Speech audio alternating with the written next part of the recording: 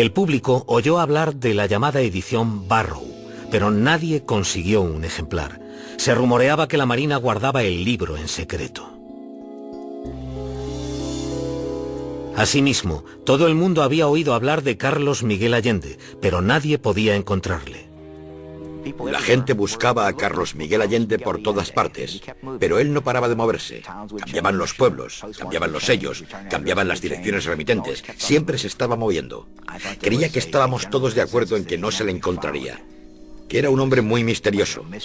Posiblemente temía por su vida debido a lo que había visto.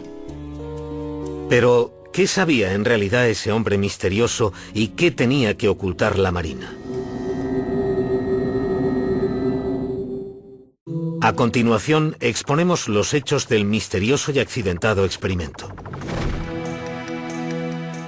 Y la tripulación del USS Eldridge cuenta lo que cree que ocurrió.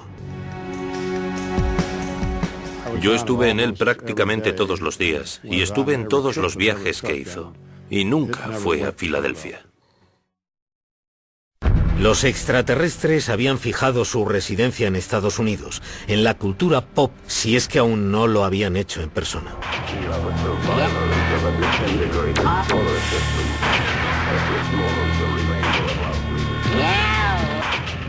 Los ovnis, Roswell, los ovnis de los 50, Expediente X, Alien, más Alien, hombres de negro, monstruos del lago Ness, juguetes, camisetas, figuras, libros, juegos. Todo esto forma parte de la historia paranormal de los últimos 40 años. Todo está en mi mazmorra. Bienvenidos a mi mundo. Como muchos otros jóvenes investigadores de ovnis en los años 60, a Robert Gorman le fascinaba el hombre misterioso del experimento Filadelfia, Carlos Miguel Allende.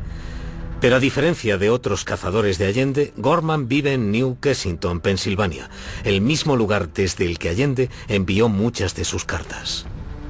Pensé que si alguien podía encontrar a Allende sería yo, porque vivo en el mismo pueblo y no tengo que viajar mucho. Tendría que poder intentarlo, y a finales de los 60 lo intentaba con fuerza. Gorman y los demás tenían pocas cosas con las que trabajar. La única información sobre Allende era su número de identificación de marinero, que incluyó en sus primeras cartas. Aparecieron hombres que afirmaban ser Carlos Miguel Allende, pero eran impostores que no podían presentar documentos de la Marina. Durante los años 60, su fama clandestina creció. Se creía que la Marina tenía un interés secreto en un libro que les habían enviado anónimamente por correo unos seres desconocidos. Un artículo de la revista Saga de finales del 67 y 2 novelas de bolsillo del 68 supusieron el nacimiento del misterio Allende Jessup en la mente del tipo normal y corriente, de a pie. Alrededor de Carlos Allende creció una considerable industria casera. Todo el mundo parecía llenarse los bolsillos, excepto el propio Allende, que también respondía al nombre de Carl Allen. Carl Allen al final se enfadó y se amargó bastante porque todo el mundo hacía dinero con el experimento Filadelfia. Todos los editores publicaban y vendían libros. Todo el mundo publicaba en sus libros las cartas que él le había escrito a Morris Jessup.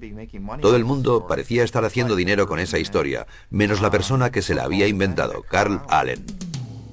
Así que en el verano del 69, Carl M. Allen, con una copia de la edición Barrow en la mano, entró en el cuartel general de la Oficina de Investigación Naval y confesó que todo aquello era una broma de mal gusto. Dijo que eran las mentiras más delirantes que había escrito nunca. Su confesión fue el segundo gran golpe que recibió el movimiento OVNI en un año. A principios de 1969, las fuerzas aéreas dejaron oficialmente de suministrar fondos para las investigaciones de lo paranormal. Dijeron que los ovnis no existían. Cerraron filas con la Marina, que había abandonado su búsqueda no oficial de extraños objetos voladores. El estudio de los ovnis no solo perdió su legitimidad en el gobierno, sino también a su chico de bandera, el supuesto extraterrestre Carlos Allende. Pero de ningún modo significó el final de la leyenda del experimento Filadelfia. En 1975, el Triángulo de las Bermudas de Charles Berlitz se convirtió en una sensacional editorial. Entre los informes sobre barcos y aviones desaparecidos estaba la historia del experimento del barco invisible de la Segunda Guerra Mundial.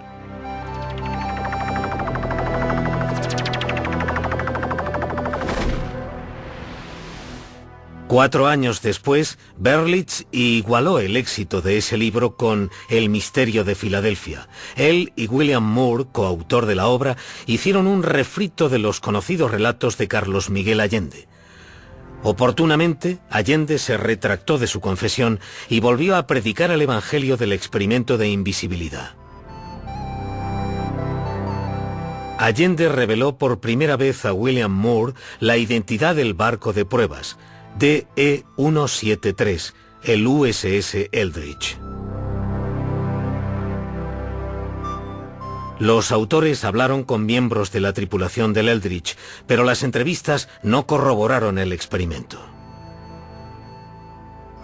Yo estuve en él prácticamente todos los días y estuve en todos los viajes que hizo. Y nunca fue a Filadelfia. Si hubiera habido cualquier cotilleo, yo lo habría sabido, y no hubo ningún cotilleo sobre nada ultrasecreto en nuestro barco.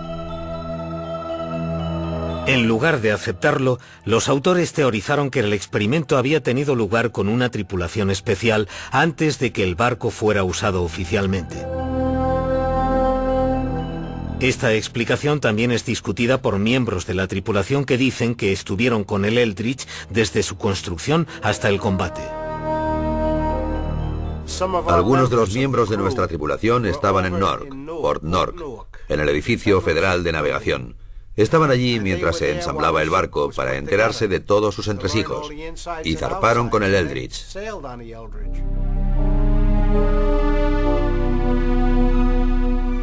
Mientras los miembros de la tripulación ridiculizaban la idea del experimento Filadelfia, el público lo aceptaba con entusiasmo. El libro fue otro éxito. Mientras se reavivaba el interés sobre este asunto, el hombre que se ocultaba tras él fue finalmente desenmascarado. Sucedió gracias a una increíble coincidencia. Robert Gorman y Carlos Allende vivían en el mismo pueblo, New Kensington, Pensilvania.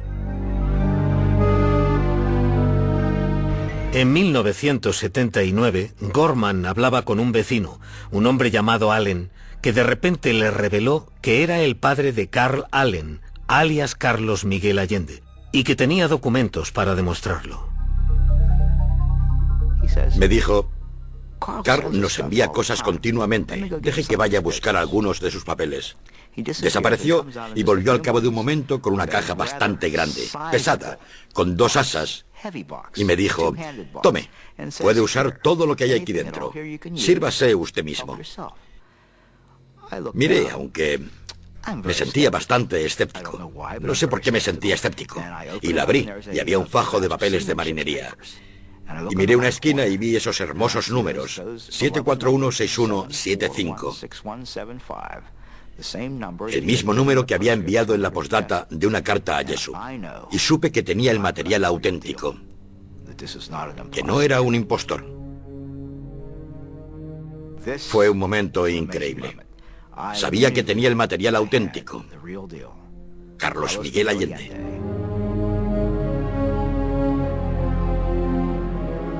El material auténtico resultó ser bastante diferente a la leyenda del señor Allende. Su verdadero nombre era Carl Meredith Allen y había nacido en esta casa de Springdale, Pensilvania, en 1925. Lo primero que me viene a la mente sobre Carl Allen, mi hermano mayor, es que era muy inteligente, pero no muy listo, no sé si me entienden. Tras una prueba de inteligencia, tuvo el segundo coeficiente intelectual más alto del condado, pero suspendió en el colegio. Aunque era un mal estudiante, era un lector voraz, con la excéntrica costumbre de anotar casi todo lo que leía. Tachaba lo que el autor había escrito y ponía su propia anécdota en el margen. Y creo que lo hacía porque no había aprendido a escribir. Así que se limitaba a cortar y pegar lo que otra persona había escrito. Se compraba un libro, lo llenaba de comentarios y lo enviaba por correo a alguien que pensaba que podría estar interesado en lo que él había escrito. Que garabateara The Case for the UFO y lo enviase al cuartel general de la Marina es típico de Allen. Pero fue un tiro a ciegas que dio en la diana, desencadenando una impresionante reacción